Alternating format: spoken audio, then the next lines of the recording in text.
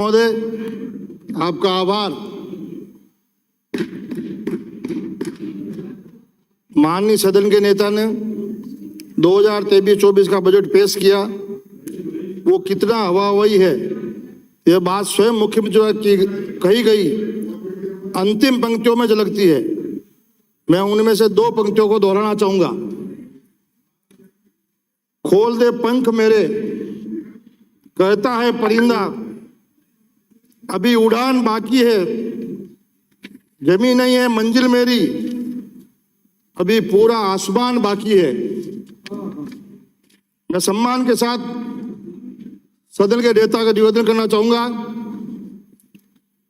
परिंदों की मानिंद खूब उड़ लिए जनाब, और कितनी उड़ान बाकी है, कहां पहुंचे इसका पता नहीं हजूर, सिर्फ 6 महीने का सामान बाकी है। आपकी सरकार अपने पूरे कार्यकाल में, आप तो सुनो, आप बोलते तो मैं बीच में नहीं बोलता हूं। आपकी सरकार अपने पूरे कार्यकाल में हवा में ही रही, धरातल पर आती तो हकीकत पता चलती। खैर कोई बात नहीं, जल्दी ही आपको जनता धरातल पर ले आएगी।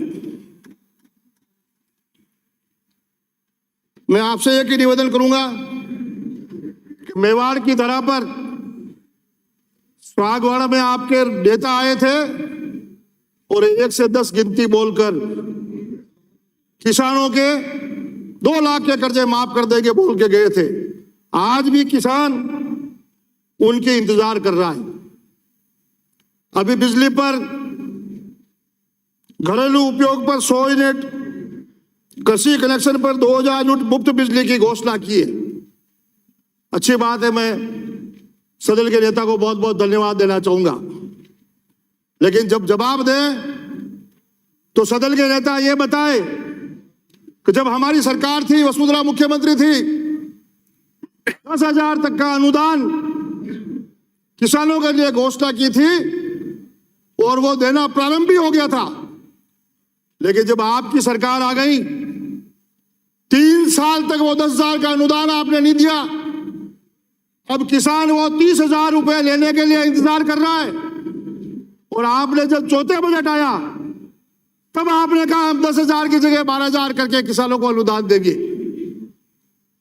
आप ये समझते हो कि 25 साल पहले वाली जनता अब नहीं रही है।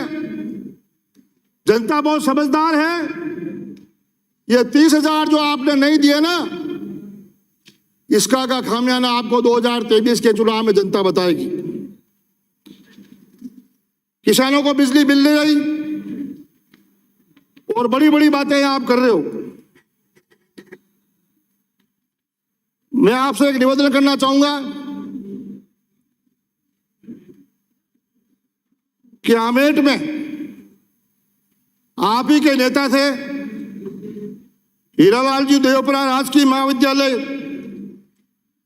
को कर्मोन्नत करने के लिए पिछले 4 साल से मैं लगातार आपको पत्र लिख रहा हूं, लेकिन आपने उसको कर्मोन्नत नहीं किया। पिछले 10 दिन तक छात्र छात्राओं ने वहां आंदोलन किया। प्रशासन के अधिकारियों ने मुझे फोन किया कि आप जाकर ये अनशन तोड़वा दो। प्रस्ताव गए हुए हैं, इस बार बजट में से कॉलेज का नाम आएगा। मैं आपसे अनुरोध करना चाहूंगा उपसभापति महोदय, हीरालाल जी देवपुरा आपकी पार्टी के बहुत वरिष्ठ नेता थे, इस सदन के नेता भी रहे वो, और उनके नाम से ये कॉलेज है।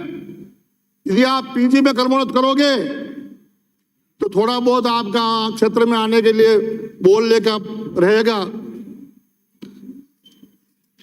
आमेठ में गर्ल्स कॉलेज की मांग थी, यही नहीं है, 4 भुजा में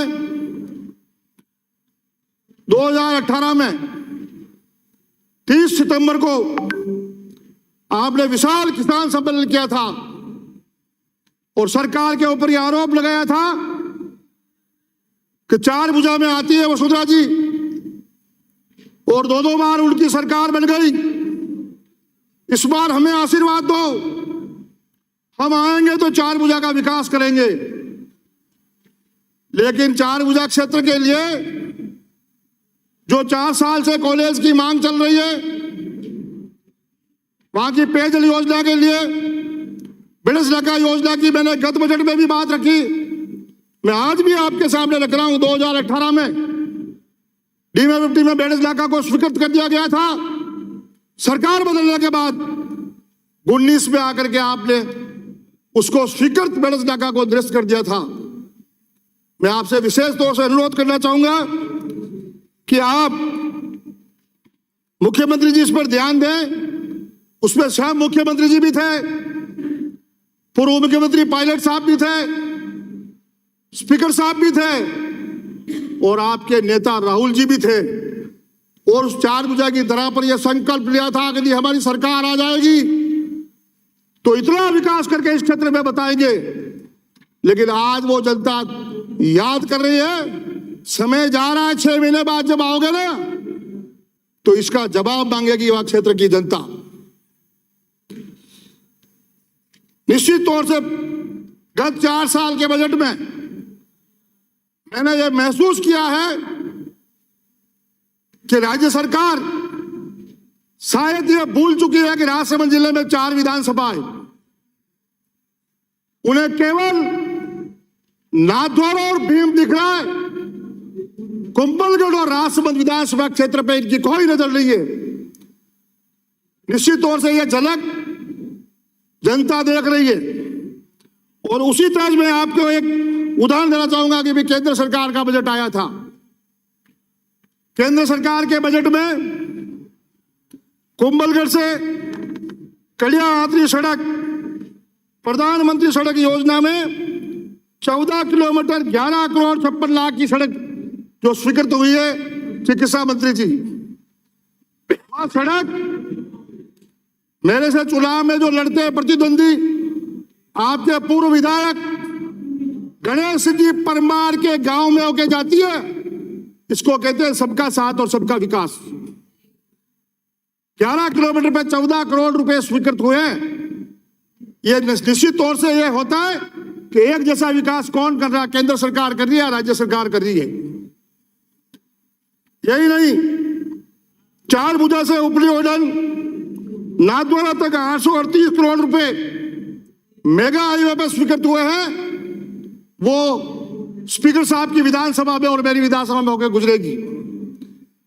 यही नहीं है, केंद्र सरकार ने इस बजट में मावली और मारवाड़ जंक्शन जो ब्रॉडगेज की पिछले 90 साल से लोगों को इंतजार थी, उस ब्रॉडगेज पर 970 करोड़ रुपए पहले चरण में मावली से काबली घाट तक स्वीकृत हुई है और अति शीघ्र वो कार्य प्रारंभ होगा। मैं इसके लिए नरेंद्र भाई मोदी जी को, रेल मंत्री अश्विनी कुमार जी को और हमारी लोकप्रिय सांसद दिया कुमारी जी को धन्यवाद देना चाहूंगा। 2 मिनट कि निश्चित तौर से इसे कहते हैं कि वास्तव में विकास का काम हो रहा है। मैं यही आपसे निवेदन करना चाहूंगा कि आप भेदभाव बरत रहे हैं। केंद्र सरकार से 70% पैसा आपको हर बजट में मिल रहा है। आज जल जीवन मिशन में 50% केंद्र सरकार का पैसा है, लेकिन हर विभाग में जाकर देखो गहलोत साहब का फोटो लग रहा है। और कभी कहीं भी आपने जल जीवन मिशन पर जल जीवन मंत्री का कहीं फोटो नहीं लगा रखा है। केवल फोटो लगाने से काम नहीं होगा। मैं एक उदाहरण देकर मेरी बात समाप्त करूंगा, क्योंकि मेरी नेचर में नहीं है सभापति महोदय के आगे और आगे टोके, लेकिन ये आम जनता में, आम चौपाल पर यह चर्चा है। सुनिए प्लीज। केंद्र सरकार वो काम कर रही है जो पैसा दे रही है। माननीय सदस्य सुने इनको। चाहे कोविड हो, चाहे किसी भी फंड में हो, आप स्वयं जानते हैं, ग्रामीण इलाके से आते हैं, गांव में यदि किसी का विवाह होता है घर में, 25 साल पहले तो यह परंपरा थी कि गांव के लोग, समाज के लोग सब मिलकर शादी समारोह में आते थे और भोजन बनता था तो स्वयं गांव के लोग खड़े होकर पुरस्कारी करते थे। अब समय बदल गया है। अब आजकल हम अपने को बाहर से वेटर लाने पड़ते हैं पुरस्कारी।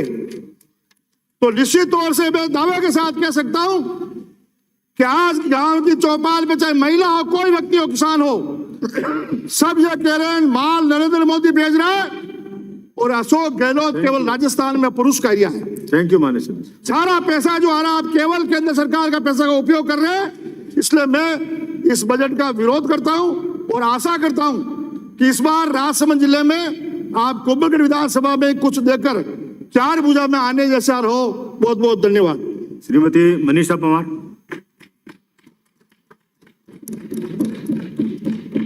आदरणीय सभापति महोदय, आपने मुझे बजट भाषण पर बोलने